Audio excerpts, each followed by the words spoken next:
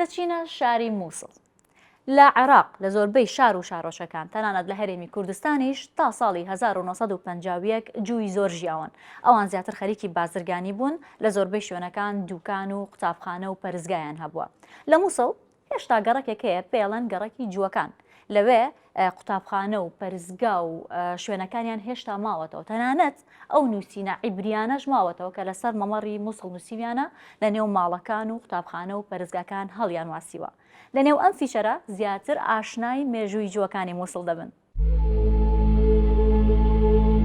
ئەمە گەڕەکی جووەکانە لە مووسڵی کۆن. موسەنا فازڵ هاونیشتیمانیەکی مووسڵە، بە تەواوی شارەزای مووسڵە، چونکە تەواوی ژیانی لەم شارە بەسەر بردووە.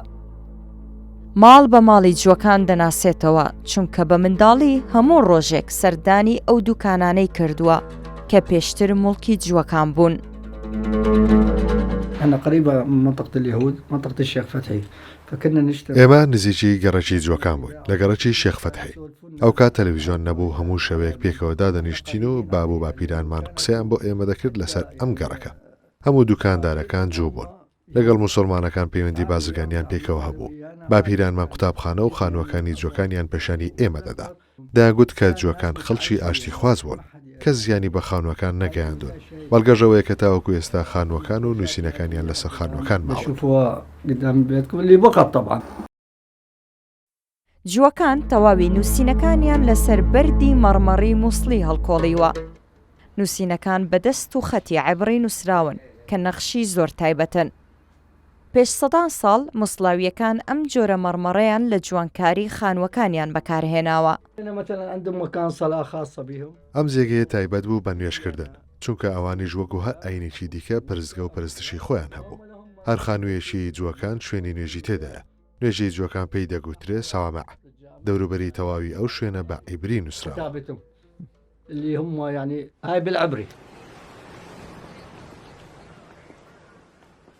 سالم حەلاق خەڵکی گەڕەکی نەبی جەرجیسە لە مووسڵ و تەمەنی 85 ساڵی تێپەڕ کردووە. تاوەکو ئێستاش بەردەوامە لەسەر کارەکەی. ئەو بیرەوەری منداڵی لەگەڵ جووەکان هەیە و زۆر جار لە دوکانی جووەکان شیرینی و یاریەکانی منداڵی کڕیوە.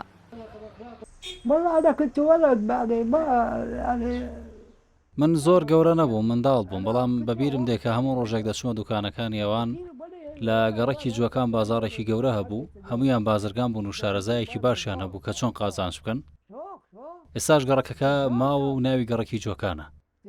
زیاتر لە 600 خان و بەشێکیان ڕووخاون و بەشێکیشیان تاکو ئێستا ماون.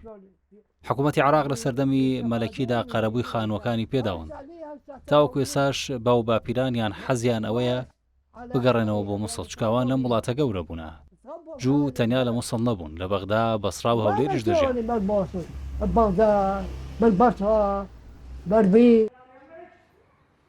ئەمە یەکێکە لە قوتابخانەی جووەکانی مووسڵ کە بە سەدانەوەی جووەکان لە سەدەی 19 تێیدا فێری خوێندن بوون. لەم قوتابخانەیە زیاتر وانەی ئاینی جووەکان دەگوترایەوە. ئەم قوتابخانەیە لەسەر ڕووبەری 1300 مەتر دووجا دروست کراوە و دوای ڕۆیشتنی جووەکان قوتابخانەکە بووە بە موڵکی حکوومەت. سالمی حەلاق لەم قوتابخانەیە وانەی خوێندووە. ئەوان قوتابخانەیەکیان هەبوو ناوی ڕیبا خەزووری بوو، لەوێ دایان خوێند. تاوەکو ئێستاش پەرزگەکانیان ماون، بەڵام ڕووخاون. فرسەت مەرعی مێژوونووسێکی کوردە و چەندین پەرتووکی لەسەر ژیانی جووەکانی هەرێمی کوردستان و عێراق نووسیوە. باس لەوە دەکات کە جووەکان یەکەم کەس بوون مووسڵی کۆنیان ئاوادان کردوێتەوە. جی العراقي گەلێک بوون، جیش فەڵە پتر بوون، جی 140,000 بوون. وقتی إحصاءات عراقي يكون نفوس عراقي 4 مليون وفلا 120,000 بوون. جی پتر بوون. غرفة تجارة بغداد يا بازرگاني يا غرفة تجارة بنافذ هنك بارا پتر جی بوون. يعني جير دخنكي شنيكا سنة وشيعات خاطن تصور كيا وفلا هنجيب قوات بون تجارات اللي قال درفة اللي قال هونغ كونغ قال أوروبا اللي قال الصيني خريج جيابو البغداد بون قالك وهندك الميسلي بون وهندك جيل البصرة بون بس أفد ميسلي أو محل أحمدية كو ميسلا كافن كنا بين شارع فاروق وشارع نبي جرجيس نك حضرة السادة كو أوجيت ميسلي كافن بيجنا محل نية كافن كل بيرجع أكن جيبون وبيوندي تواجه قال بسلمانة الهرد رخا اتباش متخرب نبون چنگی جیت مسالم بون چه آریشه نبون جیا و همین وقتا جوا قلت جيتو يعني خد ناف اكودو يعني خو اكودو جيرت يعني جيت وطنج بون بيوان علاقه بشكل سيفانا بو بس خدان كده يعني ده كاش چه زبالنا ده چنگی كيمات يك بو